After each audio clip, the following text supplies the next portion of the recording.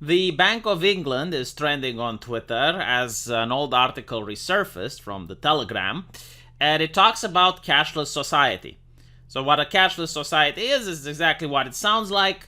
You would not be able to withdraw any paper, everything would be electronic. So, you would have a digital wallet where a number is displayed, and the bank would have control over your finances. In other words, the digital cash could be programmed to ensure it is only spent on essential or goods which an employer or the government deems to be sensible. Now, as I mentioned before, China is doing a test run of the system, and it was very successful at stopping a protest against the banks, where people who wanted to attend the protest and said so on social media found out that their health pass was turned red. In other words, even though they had money to access public transport, they weren't able to.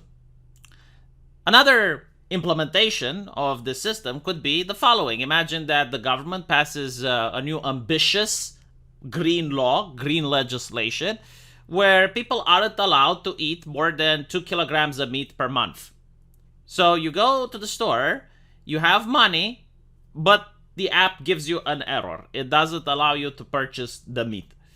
This has happened under communism, under the Iron Curtain. Of course, they didn't have access to such advanced technology, but what they did have was rationing. I mentioned this before. You had your own ration, your own stamp, and whenever you went to buy meat, they would put a stamp on the card, and if you had money but you didn't have more slots available, then you wouldn't get meat. So this isn't something new. This is actually something that existed here in Eastern Europe. People are very used to it. What I am surprised is that the employer would also be able to monitor how people spend their money under this new system. So, for example, if you work at a company and maybe you say a racist joke online, they can seize your finances. That is very interesting. The Bank of England has called on ministers to decide whether a central bank digital currency should be programmable, ultimately giving the issuer control over how it's spent by the recipient. Programming could become a key feature of any feature central bank and digital currency. So why would anyone use such a system? Well, there's multiple ways that people can be incentivized. The first one is convenience. Imagine that you're speeding and you get a ticket. Automatically, the money is deducted from your account. You don't have to speak with a police officer. You don't have to go to a place and pay it. Like, everything is done automatic. Imagine you pay your bills automatically. Imagine that you can just go to a store and they can use face recognition or anything that's connected to your phone, that's connected to your card, and automatically everything is done and paid for. So that is the first thing, it's the convenience. The second one can be desperation. So let's assume that in 10 years or so we have hyperinflation. And you go around and you see that a kilogram of meat costs 1,000 pounds. And you can't afford it. You're desperate. You can't afford food. On the other hand, you notice the government releasing a new system where people have a universal basic income of 1,000 digital pounds, and a kilogram of meat now costs 1 digital pound, with the caveat that there is a limit to how much meat you can buy. I mean, many people will do the transition, especially when it's about the universal basic income, right? The only condition is that you check your behavior, that you don't speak ill against the government, and that you comply to the new regulations. You're not allowed to purchase more gas than a limit amount. You're not allowed to purchase more cooking oil than a limit amount. You're not allowed to purchase more meat than a limit amount. You're not allowed to turn on your air conditioning more, right? So that is how you could get people into this system, which again is not a new system. It existed in China. It existed under the Iron Curtain, under a more simplified way and different concepts. This system is scaring a lot of people, rightfully so, because it is scary. But the good thing is that people under the Iron Curtain found various ways around it. They started bartering with packs of cigarette, with packs of coffee, with bottles of whiskey. Money just got replaced by various commodities. Just like in prison, you have people trading cigarettes. So, like, this system does look very draconic, very authoritarian, and it is. But it's not the doom and gloom that most political commentators on the right make it seem that it is. Now, don't get me wrong, it should be fought against. Like, you should resist this type of authoritarian system as much as possible.